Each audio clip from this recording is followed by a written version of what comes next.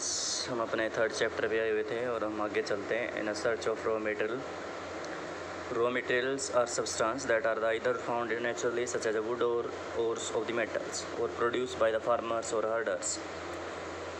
कच्चा माल क्या होता है आपको ये बताने का प्रयत्न किया गया। यहाँ पर कच्चा माल कोई भी वस्तु या पदार्थ हो सकता है जो या तो हमें प्रकृति से मिलता है, प्रकृति से हमें लकड़ी मिल सकती है, या बहुत सारी जो धातुएं होती हैं, जो मिनरल्स या धातुएं जो भी होती हैं, जो मिनरल्स या धातुएं कह सकते हैं आप, जो निकाले जाते हैं उनको कच्चे रूप में प्राप्त किया जाता है। और जब उसको कच्चे रूप में प्राप्त करते हैं तो उसको ओर कहा जाता है। ठीक है, जैसे कि हमारे लिए क्या लोहा होता है, तो लोहे को आप सीधे प्राप्त नहीं करते, उसके लिए आपको आयरन ओर को प्राप्त करना पड़ेगा, इसलिए इसको आयरन और उसके बाद इसको लोहा बनाया जाएगा आपका।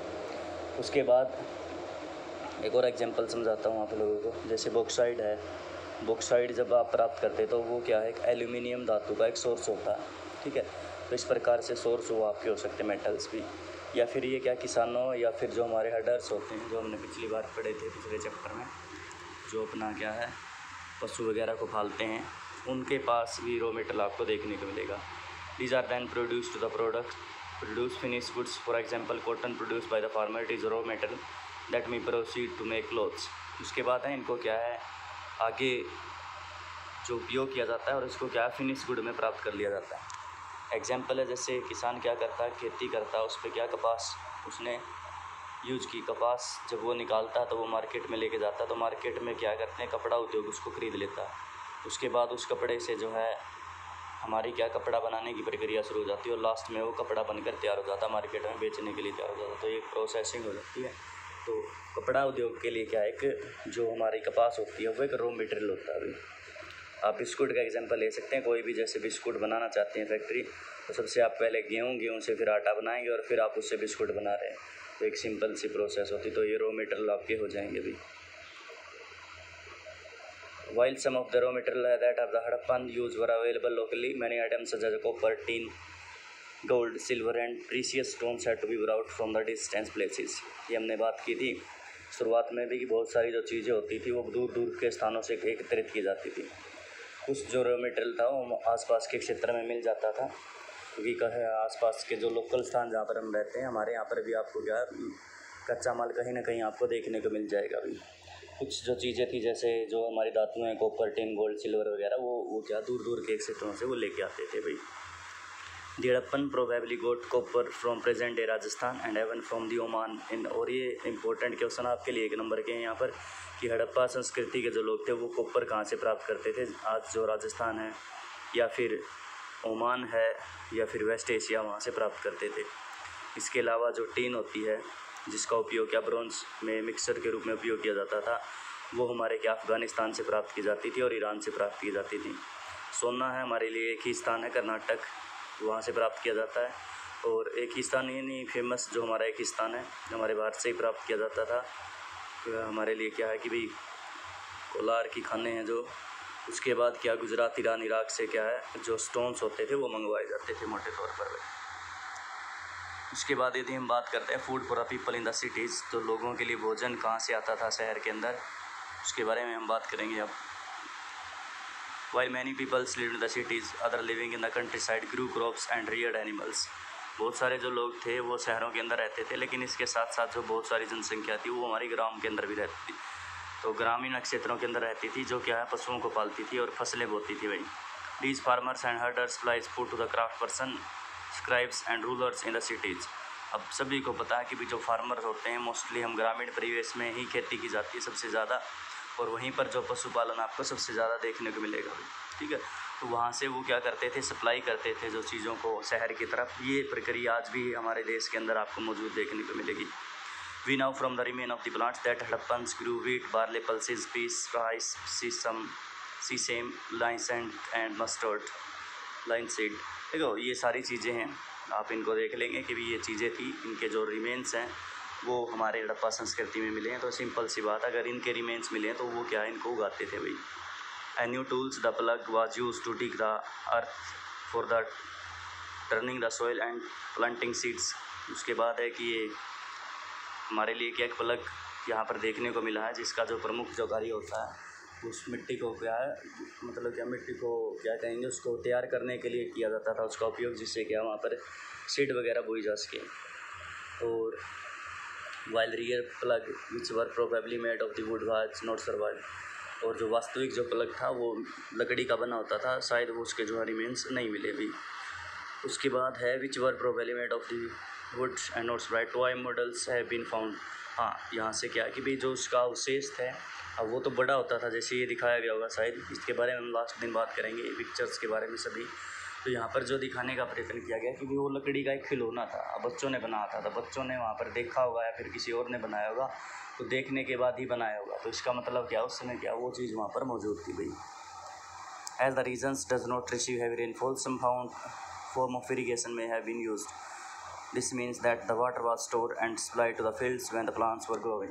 इसके अलावा क्या है कि भारतीय जो कृषि है वो प्राचीन समय में भी इसी प्रकार से उसके ऊपर मानसून का इफेक्ट होता था, आज भी इसी प्रकार से होता कि भी आपको इरिगेशन आपको करनी ही पड़ेगी, क्योंकि कुछ स्थान ऐसे होते हैं जहाँ पर रेनफॉल पूरी तरह से नहीं आती, तो वहाँ पर आपको क्या सिर्फ एकमात्र जो जरिया बच जाता है वो आपका इरिगेशन का बच जाता है।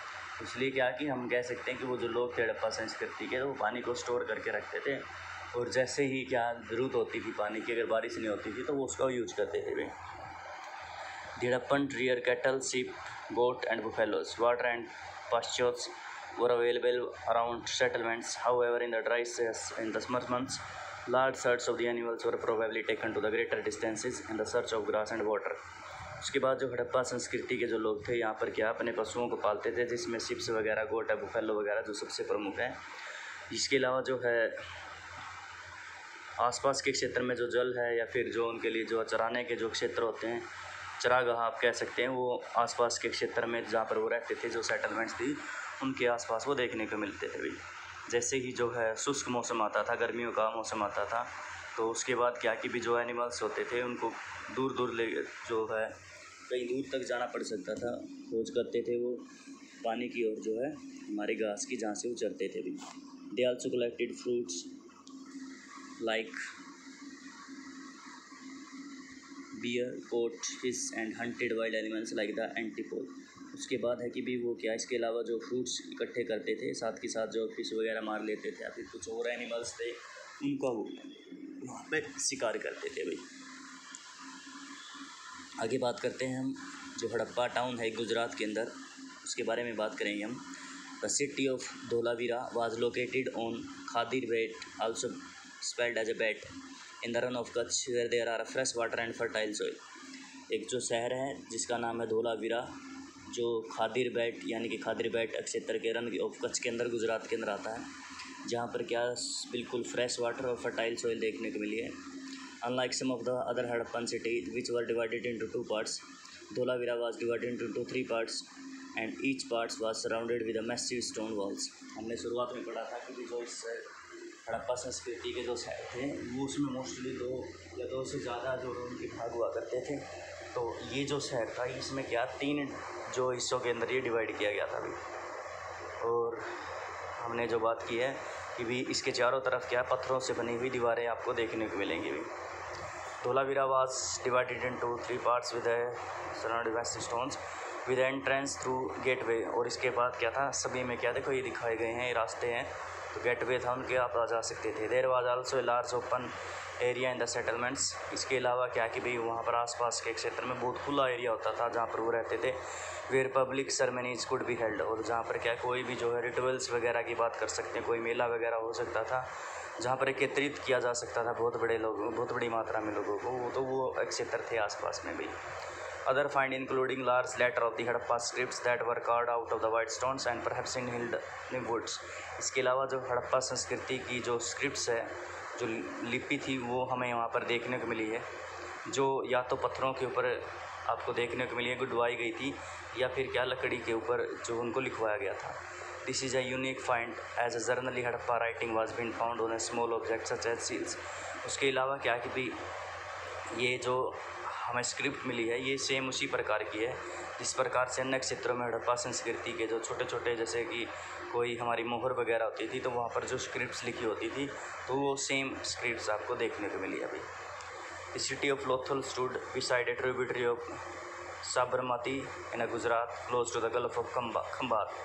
उसके बाद जो सिटी है, जो लोथल सिटी है, वो हमारी जो साबरमती नदी है तो उसके साथ में है, sorry beside a tributary of Sabarmati नदी है जो गुजरात के अंदर, उसकी जो एक ट्रिब्यूटरी है उसके पास देखने को मिली है close to the gulf of Khambhat. और ये जो हमारी गल्फ है खंबात की जो खाड़ी है वहाँ पर देखने को मिली है।